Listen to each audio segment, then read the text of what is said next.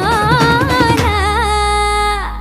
हे मराठा मोळा थोडासा साधा भोळा, लाखामध्ये एक पोरग पाहिजे